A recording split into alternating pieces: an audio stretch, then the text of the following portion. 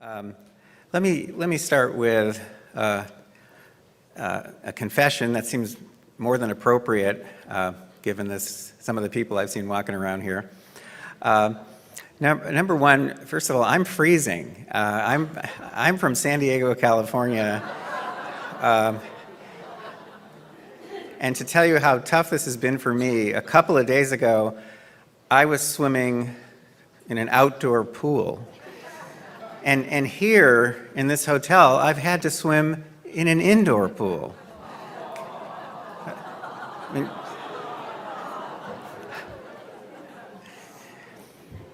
okay, now,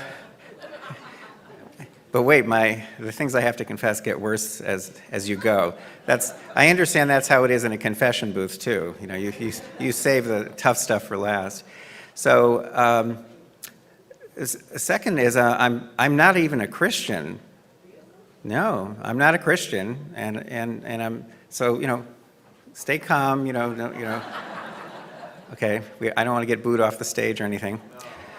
But the most surprising thing about me being here is I'm not even a conservative.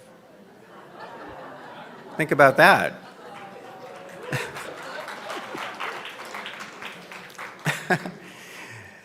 So I wonder how many Jewish liberals from California you've had speak to your group before. Oh dear. So why am I here? In fact, let's go beyond that. Let's ask, why does Tucker Carlson keep having me on his show? Why does Glenn Beck invite me to be on his show? Why does Breitbart call me up every week? Including the owner of Breitbart, and the editor-in-chief. Why did they include me in a town hall with my friend Ann Coulter, of all people? Peter Schweitzer, who has become a very good friend. He's the guy who wrote Clinton Cash, a well-known conservative. Why am I embedded? Why is my life embedded now among conservative people who have different agendas, but still, why? Why is this happening? Well, this brings me to the three big issues that I'm going to discuss with you, and all of which I think you'll find very disturbing, all of which are affecting your lives right now, whether you know it or not, and are affecting your children's lives as well. I'm the father of 5. And there's nothing more important to me in my life than my children. Nothing.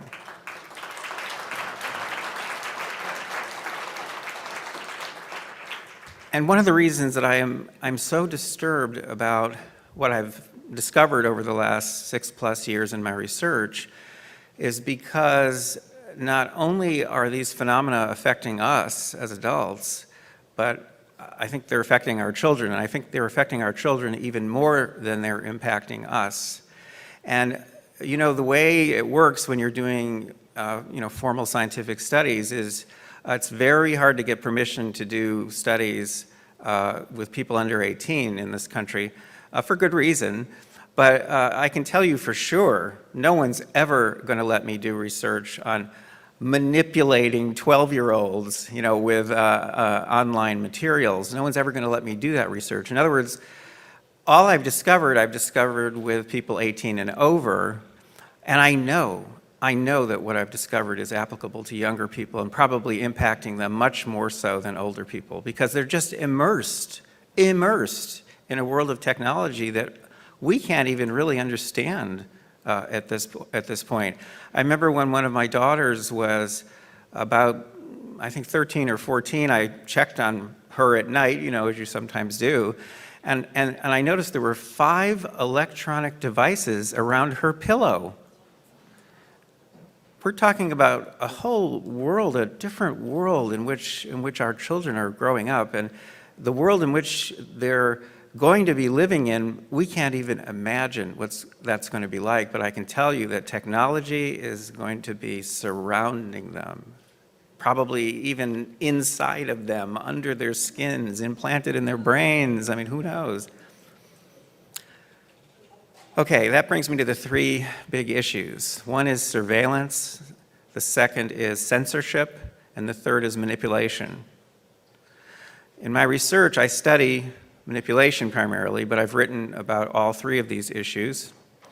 And if you want some general background here, I strongly recommend that you check out a new documentary film which is called The Creepy Line.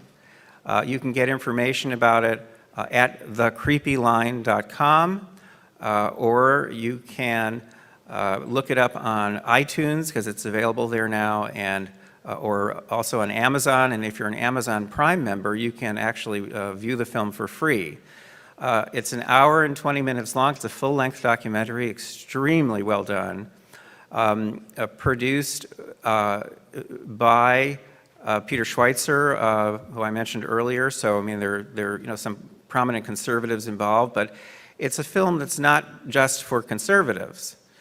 It's a film, in my opinion, for everyone. So in a way, you could say the main reason that I'm here is because the issues that I'm going to tell you about should concern everyone. We should rise above our politics, and we should explore these issues, and we have to take action on these issues. Another way to put it is, okay, I'm not a conservative, but I love America. I love democracy. I think the free and fair election is a critical cornerstone of democracy. And basically, at this point in time, I can tell you that democracy is little more than an illusion in the United States and many other countries as well, because big tech companies now have the ability to determine the outcomes of elections without you having the slightest idea that they're doing so. And not just in the United States, but in countries around the world. Google and Facebook together serve about 2.5 billion people. That number will soon be over 4 billion. And they are impacting right now the moods, the attitudes, the behavior, the decision-making, the purchases, the votes of all of these people, 2.5 billion people around the world. Do you know how many times that people in the United States alone go to Google's homepage, to google.com? How many searches are done in the United States? Just in one day, more than 500 million searches a day are done in Google every day, just in the US. Now, worldwide, we're talking about massive numbers. Okay, that brings me to surveillance. Google, I've been lately calling GSA, or Google Surveillance and Advertising. I mean, you've heard of KFC, that's Kentucky Fried Chicken, right? Apple is Apple Computers, Inc. Sometimes in the name of the company, it tells you what the company does. With Google, we just call Google, and it sounds kind of cool and funny, and we don't really know what they do exactly. We think they're like a public librarian, and they just provide us with lots of free services. Okay, they're nothing like a public librarian. A public librarian doesn't track you, doesn't sell information about you. They just help you find information. That's not really what Google is doing. It's a game that they're playing, okay? Because if you had to give Google the name that it should have based on what it actually does, it should be called Google Surveillance and Advertising. And the same applies to Facebook. Because what does Google actually do? It actually is a surveillance company. So every single service that you use that Google provides, no matter what you think it's doing for you, it exists for only one purpose from a business perspective, and that is surveillance. That's the only purpose. The only reason they run a search engine is to collect information about where you search, what you search for.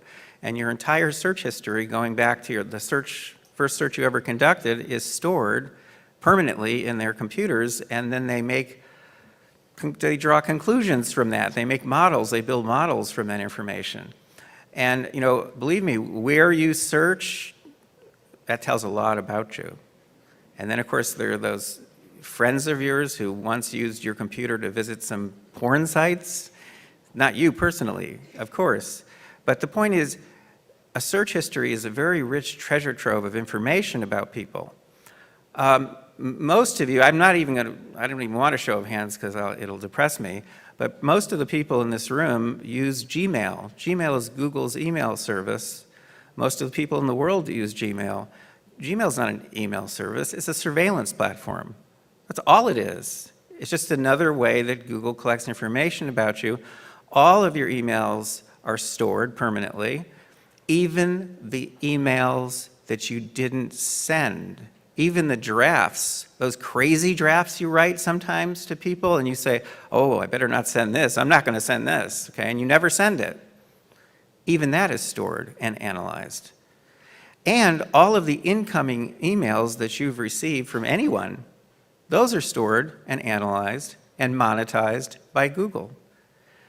Now we're talking about, a couple of things here, but it goes way, way beyond that.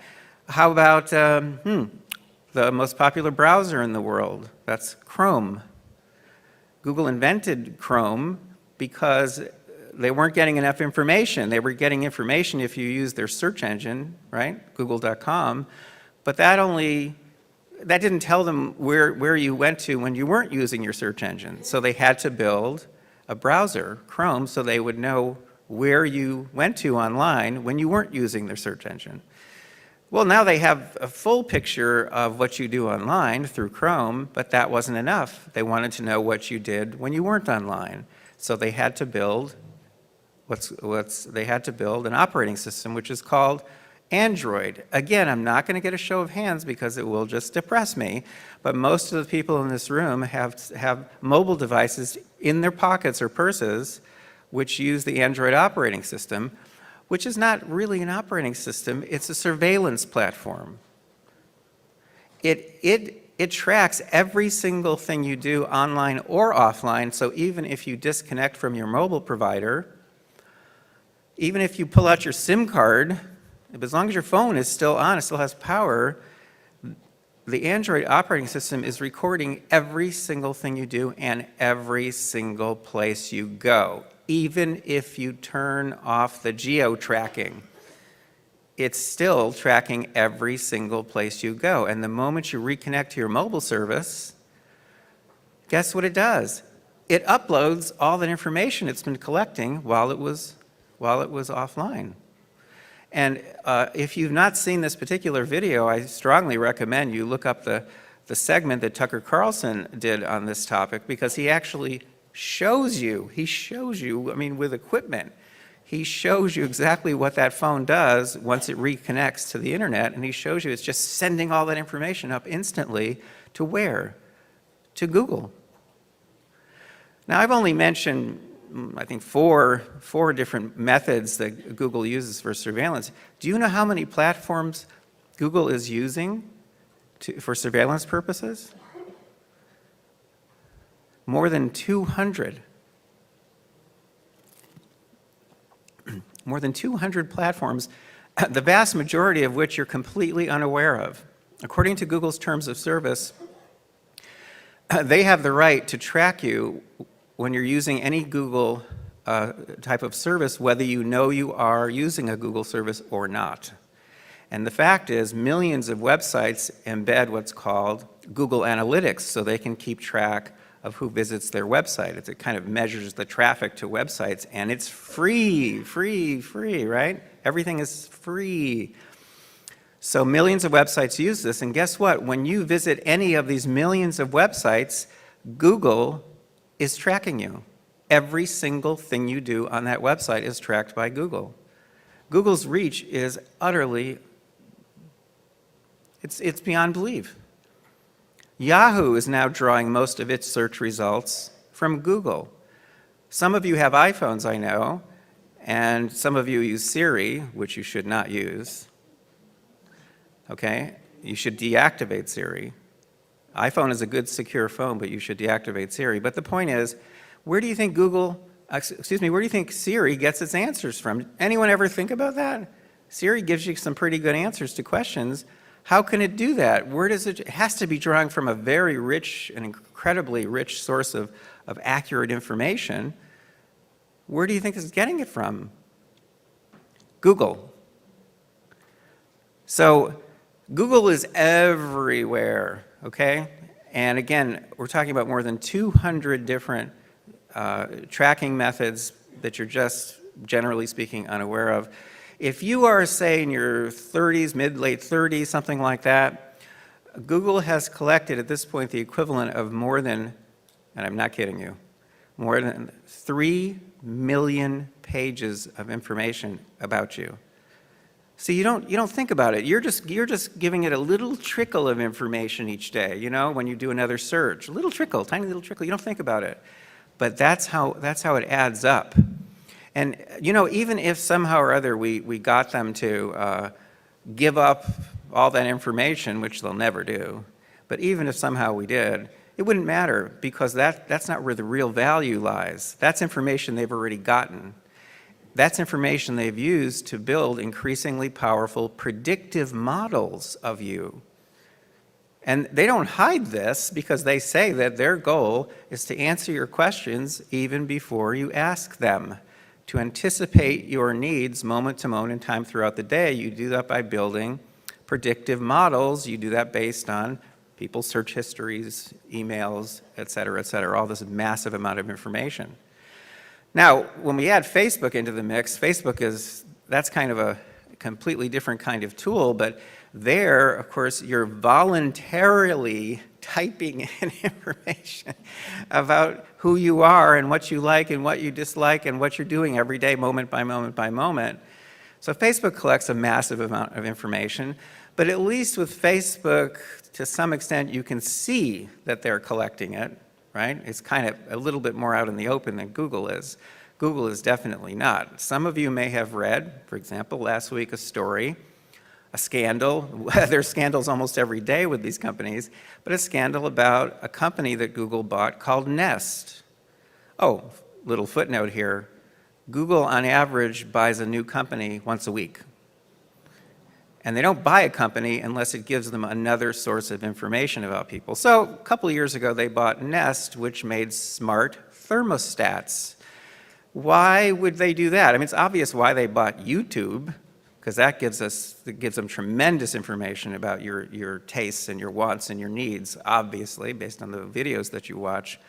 Why did they buy Nest? Well, because it turns out that really smart thermostats that have a computer built into them, you know, they provide a lot of data about what's happening in your house. When you're home, when you're not home, when you go to sleep, when you wake up, okay? Well, the scandal last week was that someone like me, that's what I do, someone like me discovered that since Google bought the Nest company, the devices that they've been selling have built-in microphones. And so when this was revealed last week, Google said, oh, well, yeah, but we don't use them. And how would you know that? And how would you know that? And how would you know that? Come on. Now, the surveillance is getting crazier now with the introduction of personal assistants, not just the ones on your phone like Siri, but the Google Home device, which they're trying now to get people to install in every single room in their house. Or Amazon Alexa.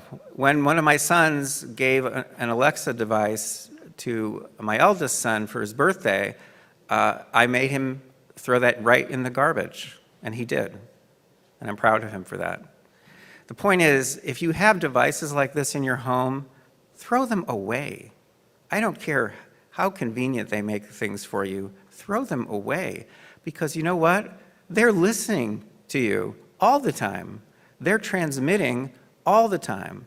Okay? We've actually figured out now how to track and understand what it is they're transmitting back to these companies. And I'll say a little bit more about that later, but the point is, these are surveillance devices. They're not convenience devices that help you through your day. They're surveillance devices. Okay, you've got to look at these things for what they really are from a business perspective. Okay, GSA, Google Surveillance, and A is for advertising, because that's where they get their money. The surveillance is where they get their data, and they get the money, most of the money they receive from advertising. So more than 90% of the revenue that comes into Google and Facebook comes from advertising, meaning they're taking all this information from all their surveillance platforms and they're monetizing it. They're leveraging it in various ways, all kinds of ways. They try to come up with new ways every day, obviously. Google now brings in more than $100 billion a year in revenue from advertising. Google isn't Google, Google is GSA. Surveillance, that's what they do. Advertising, that's how they make money. That's what this company is. Now, the surveillance goes beyond Google and Facebook, but those are the biggest threats to us. And, why is surveillance such a threat? Because, often when I say this to people, people kind of just shrug their shoulders and say, I have nothing to hide. Okay, I'm sorry, but that is one of the most naive statements I've ever heard. Because, number one, we all have things to hide, okay? Go ahead, deny it. We all have things to hide, but it doesn't even matter anymore whether you have things to hide. It doesn't matter how exemplary you live your life, because the fact is, remember those predictive models? Even if you have nothing to hide, those predictive models are giving these companies more and more power over your life. So even if you have nothing to hide, do you really want a company to have that kind of power, to know more about you than you do and to be able to predict your every move moment to moment in time?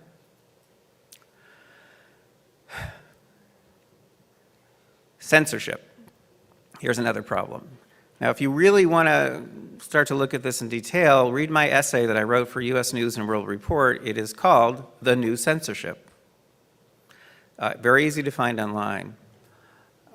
It will scare the heck out of you. It would take me at least another hour to go through the various points that I discuss in that article. In that article, I look at some of Google's blacklists. I look at 9 of them.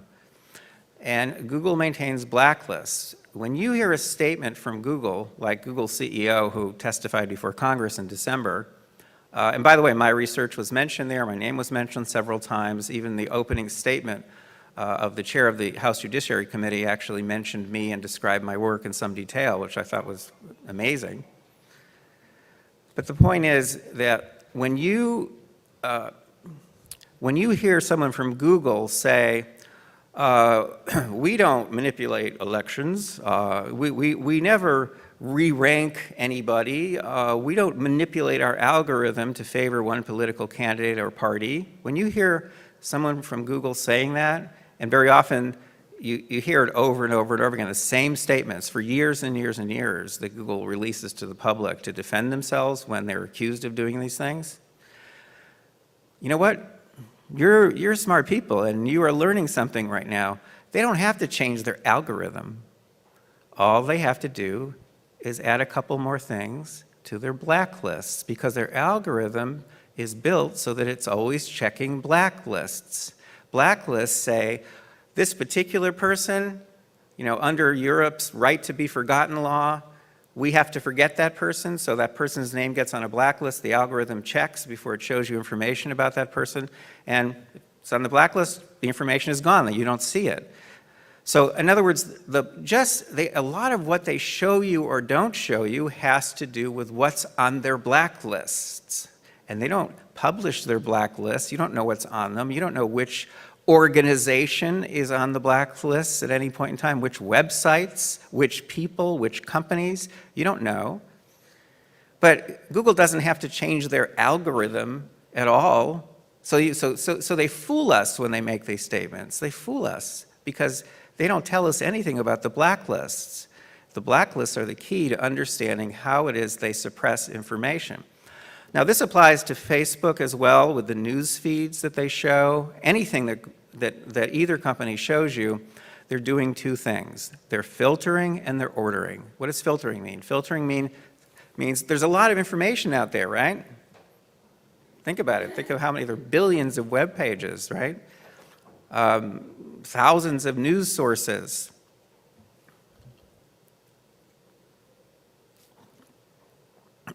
Filtering means they decide what you're going to see or not see. What you're going to see or not see. Now, if they decide you're not going to see something, how would you know that? You would never know that. You'd have absolutely no way of knowing that.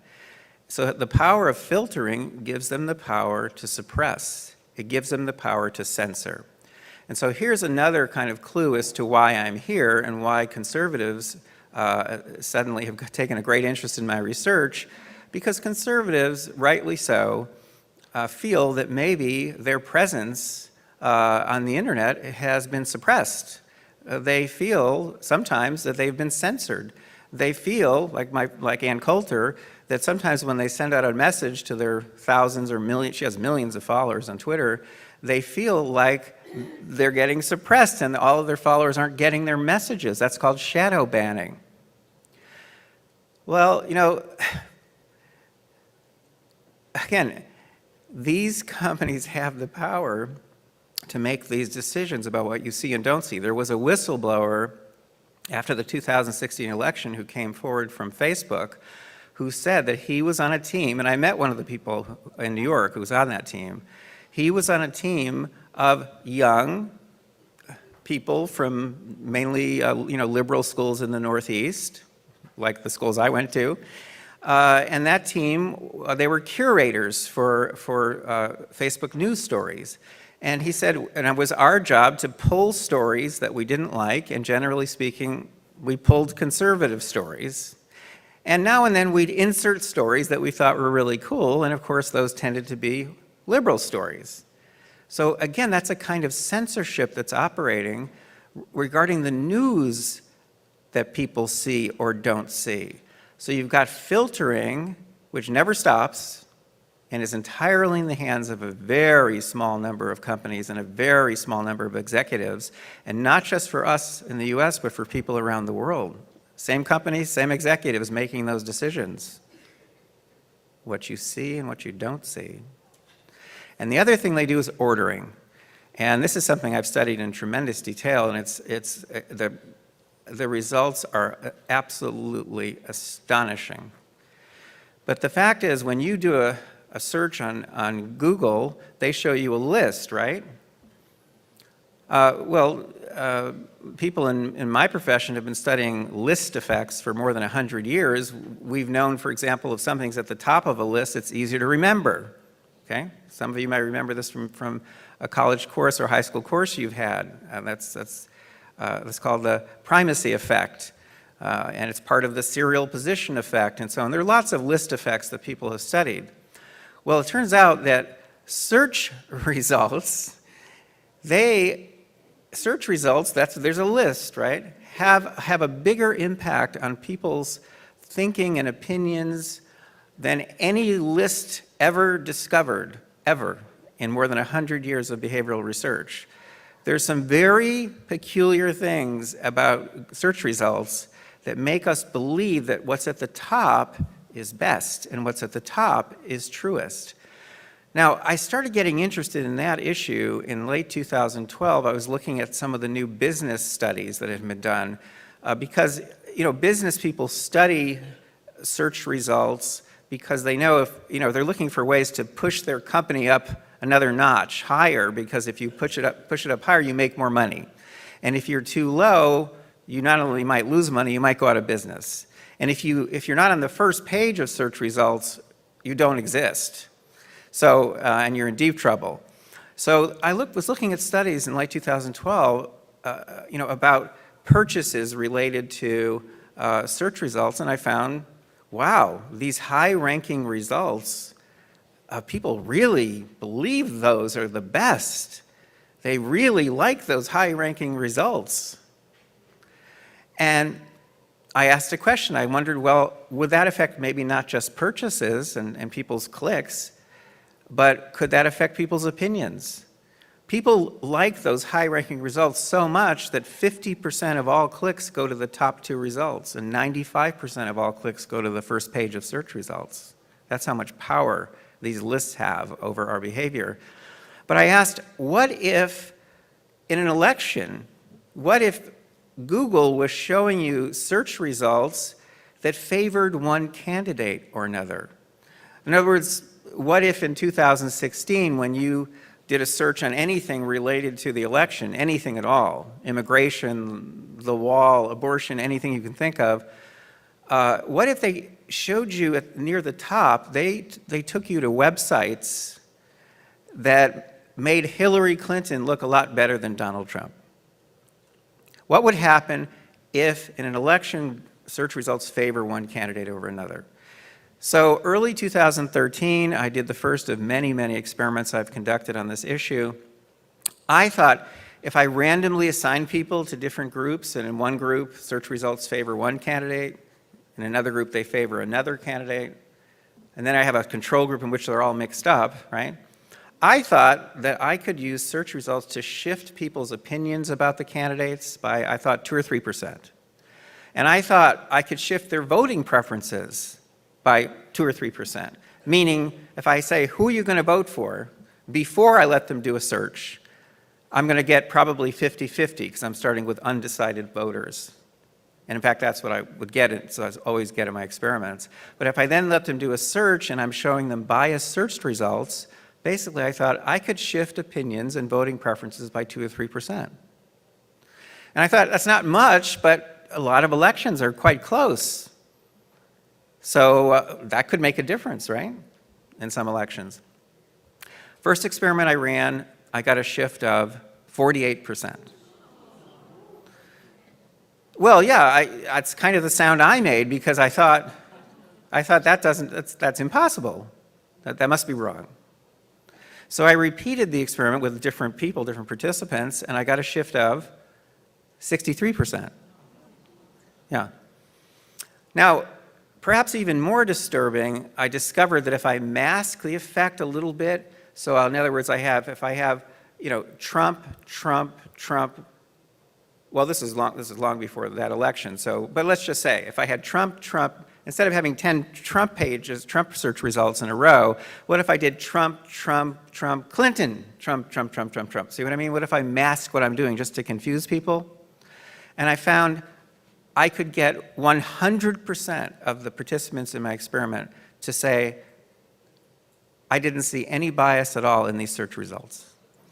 In other words, I was learning over time that not only had I stumbled upon an extremely powerful tool of mind control, but I stumbled upon a tool that could be operated invisibly so that not a single person is aware that they're being manipulated or if they're seeing something that favors one perspective or another, or one candidate or another.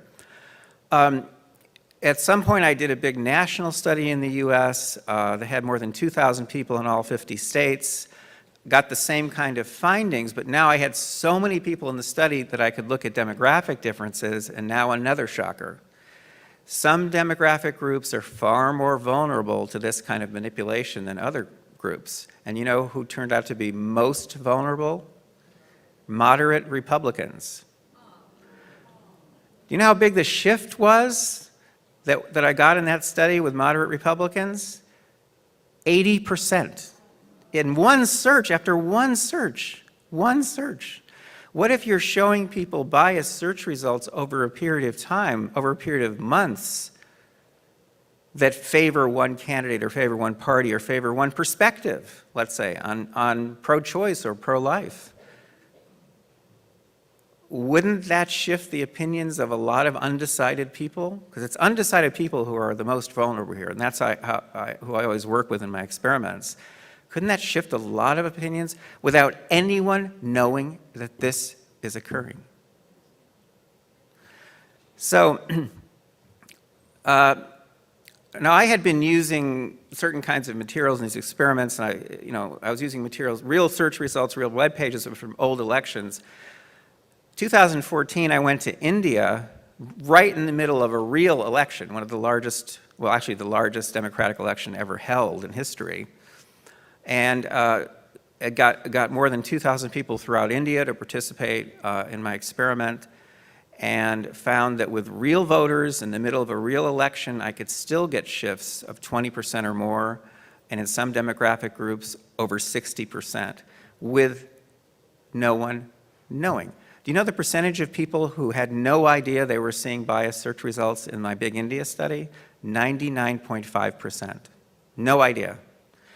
Now, there are few people who can spot the bias, and here's another disturbing finding. The very few people who can see the bias or the favoritism in search results, they shift even farther in the direction of the bias. So being able to see the bias doesn't protect you from it.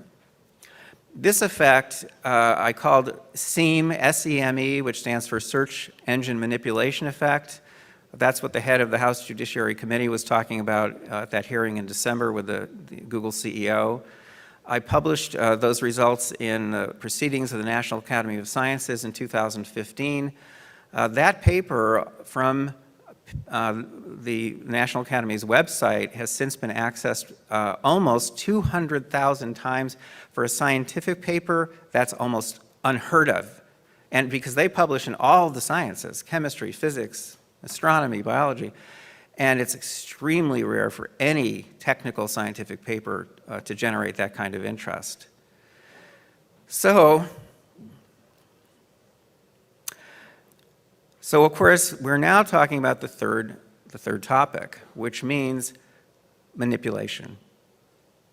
You're surveilling, you're collecting massive amounts of information, you're suppressing, you're deciding what people see, what they don't see. That's the censorship issue, the big issue.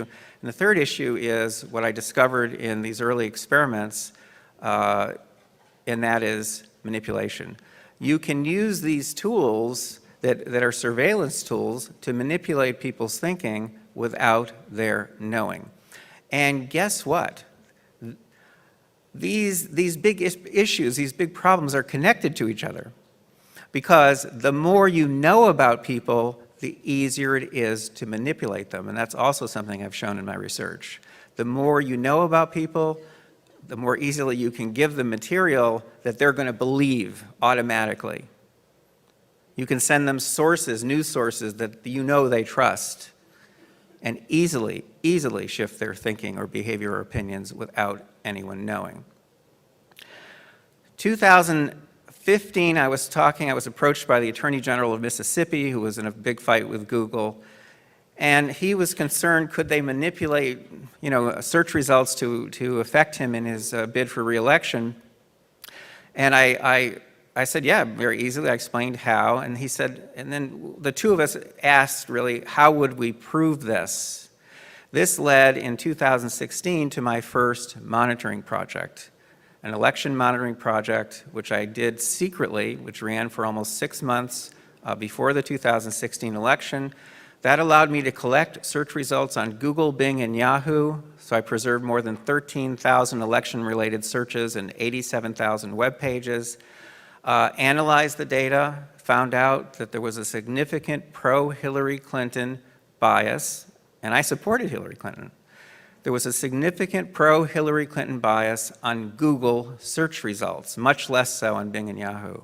But Google, there was that bias, enough possibly to have shifted 2 or 3 million votes nationwide. By how many votes did Hillary win the popular vote? Wasn't it about 2.8 million votes? Probably just a coincidence, but the point is, without the help of Google and probably some other tech companies, she would have gotten fewer votes. Now, I think in 2016, these companies held back, so I was determined to try to get some funding to set up a monitoring system for 2018. I did get funding, but more or less last minute. But within the next 2 weeks or so, you will see in the national news information about my 2018 monitoring project. So I haven't gone public with it yet, but again, that'll be in the national news very soon. Do you think I found any pro-democratic, pro-liberal bias maybe on Google? Do you know that if let's say I did, okay? Let's say I did. Do you know that if that level of bias, which I may or may not have found, had been operating for several months before the 2018 midterms, do you know how many votes, additional votes that could have given to Democratic candidates in various races around the country? If I really did that, it would have shifted upwards of 78.2 million votes with no one having the slightest idea that this was occurring. See, it's not just the manipulation that's the problem, it's the invisibility of it that's the problem. Well, since I did the SEAM research, since that time I've discovered, I think, at least 9 other online manipulation effects that are very much like SEAM. I'll just mention a couple very quickly. One is SSE, the search suggestion effect. You know, when you start to type a search term and you get those search suggestions flashing at you? You think that's random? Oh, no, not at all. Not at all. And in fact, I've shown in experiments that just by manipulating search suggestions, I can turn a 50-50 split among undecided voters into a 90-10 split, with no one having the slightest idea that they have been manipulated.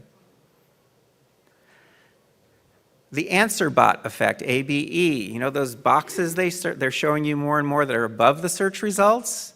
Those impact people's opinions too, because people think they've gotten the answers, and people also think the same thing when they get an answer from Siri or they get an answer from Alexa. I have data now showing the impact that those answer boxes have on people's opinions. Basically, they boost SEAM by 10 to 30%.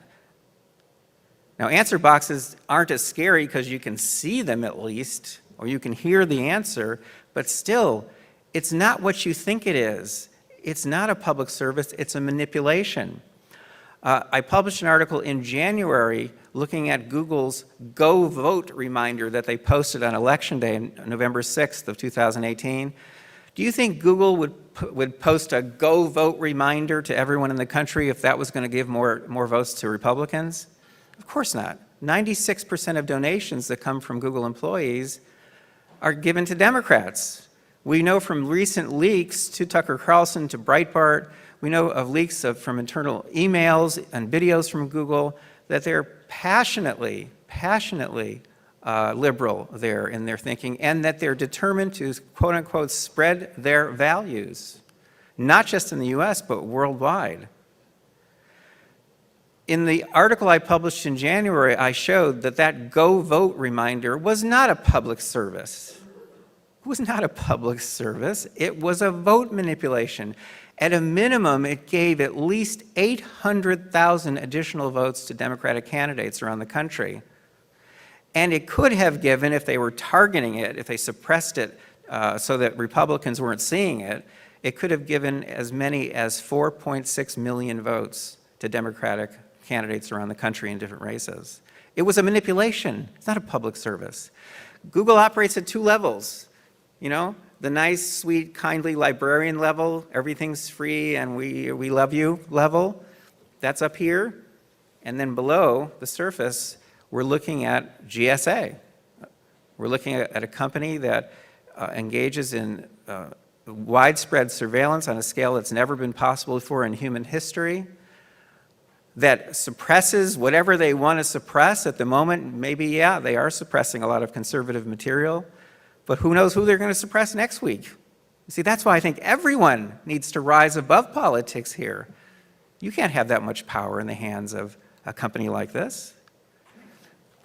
And the manipulation part, that's what bothers me the most. And that's where I'm really putting most of my effort and time right now, is trying to figure these things out. I have to discover them, and then I have to study them, and then I have to quantify them, and it's tough. It's nerve-wracking sometimes. And the results so far, over and over again, have been disturbing and disturbing and then more disturbing. Okay, I have a few minutes left, and I want to focus on you and your families. What can be done here? Well, you know, at the institutional governmental level, maybe some regulation would help. Elizabeth Warren just yesterday published a big article proposing that we break up the big tech companies. It was just smoke and mirrors, in my opinion. It really would not end these problems that I just described to you. It wouldn't have any impact at all on these problems. In fact, I think if we look into it, we'll find that she gets a lot of money from Google and Facebook. That's my guess. So at the institutional level, yes, some things maybe need to be done, but you know what? Regulation, legislation will never, ever keep up with high tech. Never. Tech moves too fast. Regulation moves too slow. But still, okay, people are working on that. I'm working with people on those issues. Monitoring systems, like the ones I've set up, if those were set up worldwide, we could catch these companies as they are manipulating. We could catch those shenanigans.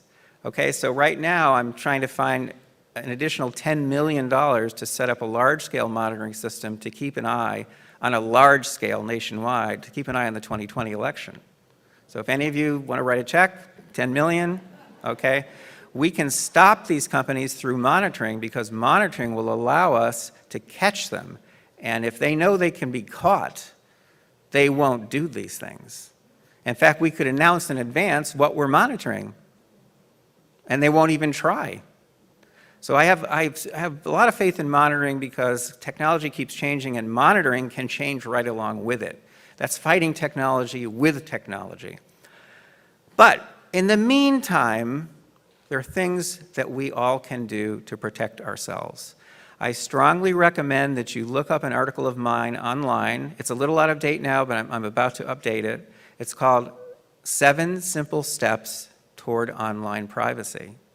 7 Simple Steps Toward Online Privacy. And I'm just going to give you a few of the steps right now that you should take, even if it's inconvenient. Okay, your privacy is at stake. The privacy of your family, your children is at stake. Number 1, if you use Gmail, stop.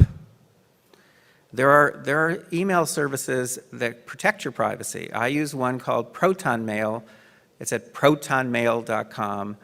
A lot of people have been switching over to that. They operate out of Switzerland. They're subject to very strict Swiss privacy laws. They use end-to-end encryption. They do not track you, and they protect your privacy. It's just like the old days, which some of you here will remember, when you could write a letter, put a stamp on it, put it in a mailbox, and it gets to the other end, and no one sees what's on that letter until it reaches the person it's intended for. Remember those days? That's what Proton Mail does for you. Okay, second, Google.com.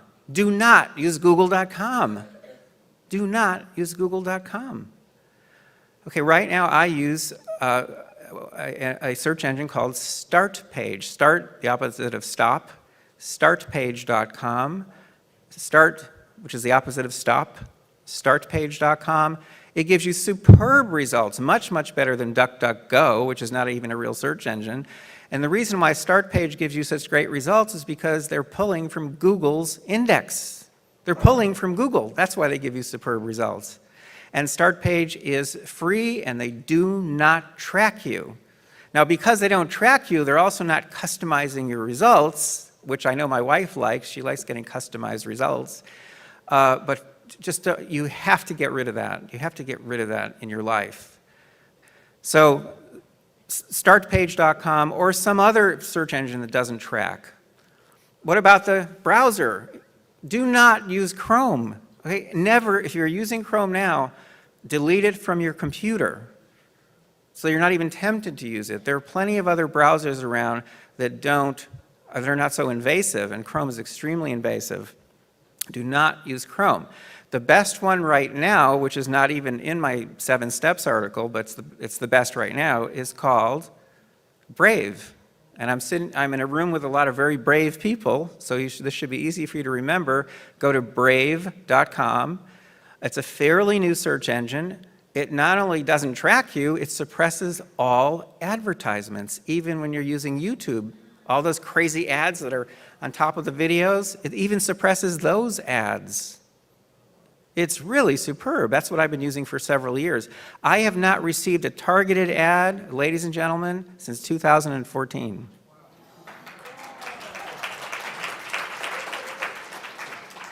If you have an Android phone, don't throw it away. They're very expensive, but give it to charity. Give it to charity.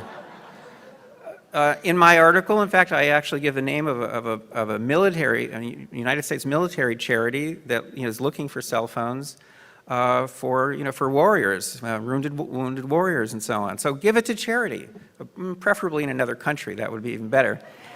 But the point is, don't use Android. I use a very secure phone, which happens to be a BlackBerry. The contents are encrypted. It uses what's called an NDA, so everything is routed through Mexico. I mean, okay, maybe that's overwhelming. Maybe you don't need to know all that. But the point is, don't use Android, okay? Don't use Android. iPhone is much more secure than Android.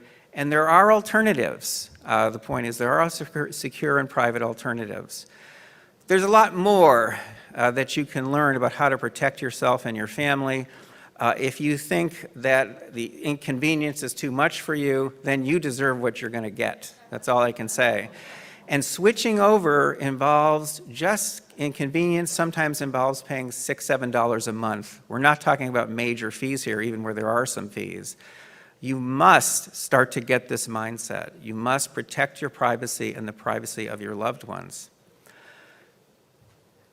Ladies and gentlemen, okay, you've heard the expression, freedom isn't free, right? We have to fight for it. Well, there's another article of mine that you probably should look up, and it's called Free Isn't Freedom. And in that article, I explain that the more you give up of your personal life to these companies, the more you are losing your freedom. The more freedom you are giving up, you're giving them more control over your life and the lives of your children. Why would you do that?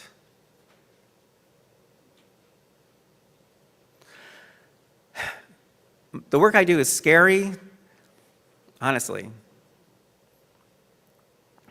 Reggie Littlejohn is here, I know, and the work she does is scary, and there's some real heroes in this room who do scary things. I become more and more concerned as I continue to do this research. All I can say is, if you've never heard of any of this, if this is an introduction, please don't forget me. Please don't forget what I've told you. Please pursue this. Please don't take the easy way and just keep using all the services you're using now. Don't do that. Put a little effort into it. Free isn't freedom. Thank you for your attention today. Thank you.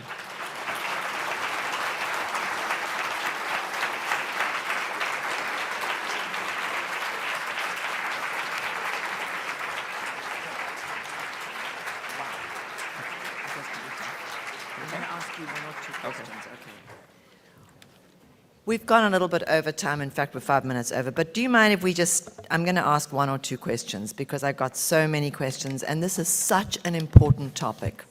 But we've got to be done in probably 5 minutes, 5-10 minutes. Okay, so I've tried to sort through these to go and find out, one of the ones that I thought would be, and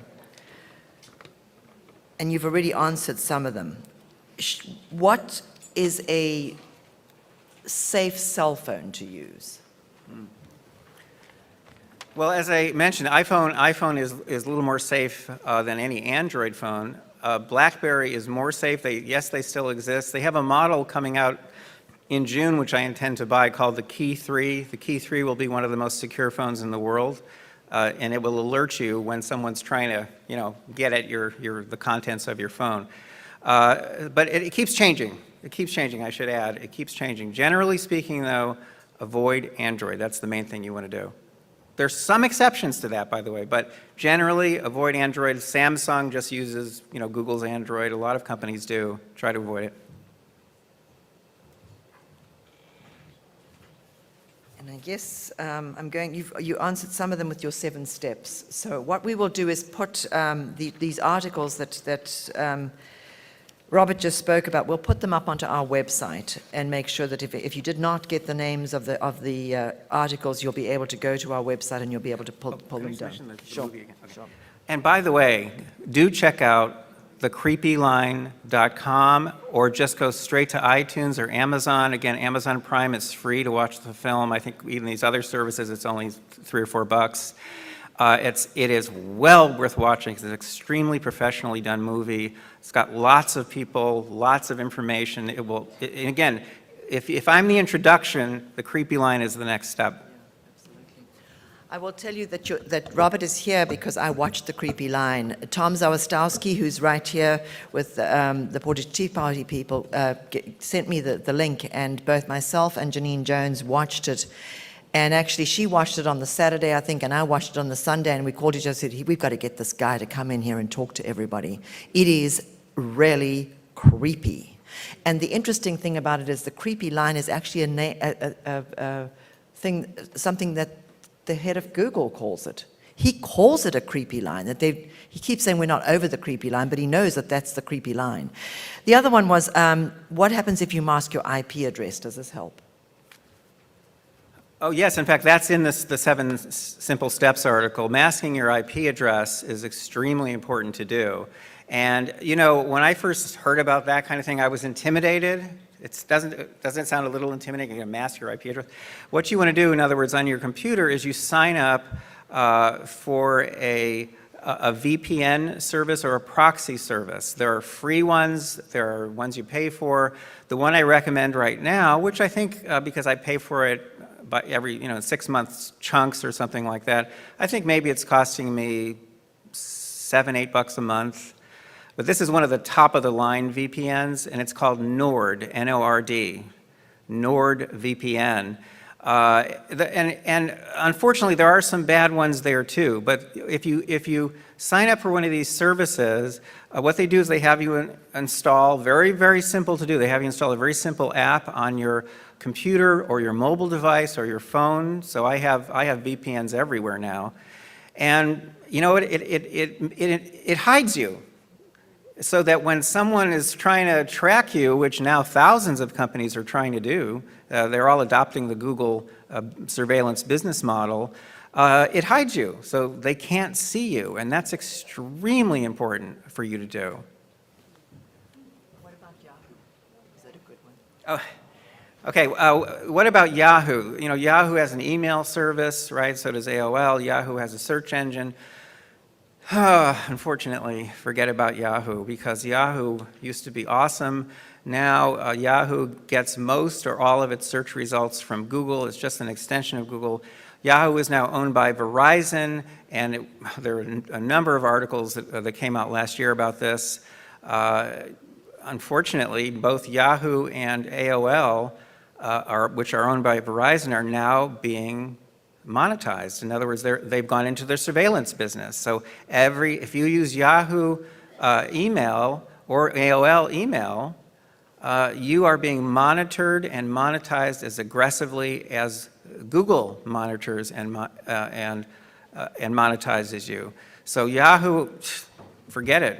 I mean, really, it's serious. But there are alternatives. That's the good news. There are alternatives. And just takes a little bit of time, sometimes a little bit of money, but very small amounts. And you can have a different kind of internet experience. And there are also leaders, internet leaders, including Sir Tim Berners-Lee, who invented the World Wide Web, who are actually trying to figure out ways to reinvent the whole internet, because obviously the way it has evolved is a threat to democracy. It's a threat to human freedom.